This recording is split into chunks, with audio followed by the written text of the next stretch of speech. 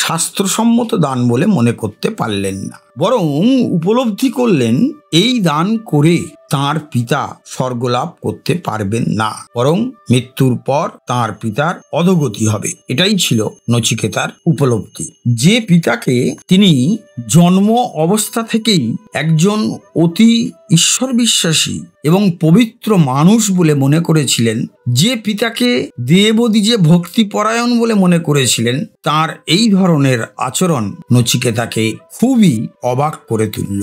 এইসব গাভী জন্মের মতো জলপান করেছে, তারা আর কোনোদিন জলপান করতে পারবে না। জীবনের মতো শেষ তৃণভোজন করেছে, আর তৃণভোজন করতে পারবে না। জন্মের মতো তাদের দুধ গ্রহণ করা হয়েছে, আর দুধ দিতে পারবে না। তারা প্রত্যেকেই প্রায় ইন্দ্রিয় শক্তিহীন হয়ে পড়েছে, তারা আর কোনোদিন সন্তান উৎপাদন করতে পারবে না। নচিকেতার মনে তাই এই গরুগুলিকে দেখে প্রশ্ন এলো, এই ধরনের গাভীকে কি দক্ষিণাস্বরূপ দান করা যায়?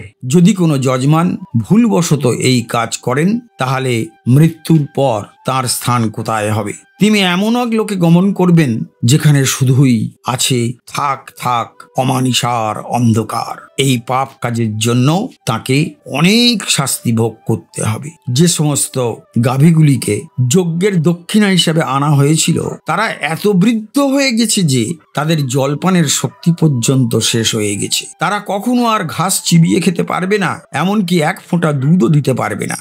তাদের ইন্দ্রিয় শক্তি ক্রমশই কমে এসেছে, এমনকি প্রজনন শক্তিও লোপ পেয়েছে। তারা হয়ে উঠেছে অকর্মণ্য, নিষ্ফল এবং দানের অযোগ্য গাভী। এদের দেখে নচিকেতা ভাবলেন, এসব গাভী দান করলে পিতার স্বর্গলাভ তো হবে না, বরং তার পিতা আনন্দহীন এক দুঃখের লোকে গমন করবেন মৃত্যুর পর। কারণ শাস্ত্রবিরুদ্ধ দান করা কখনো উচিত নয়। শ্রদ্ধাহীন দানে কখনো কোনো পূর্ণ হতে পারে না, বরং পাপ হয়।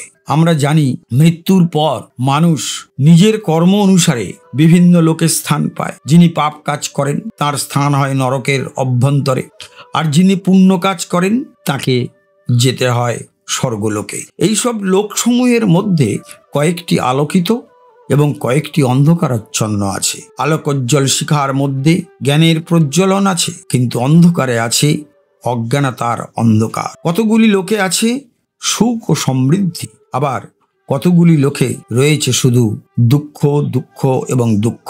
অশ্রদ্ধাপূর্ণ নিষ্ফল বস্তু দান করলে দাতা ওই আনন্দহীন লোকেই বসবাস করার অধিকার পায়। পিতার ভবিষ্যতের কথা ভেবে নচিকেতা খুবই উদ্বিগ্ন হয়ে উঠলেন।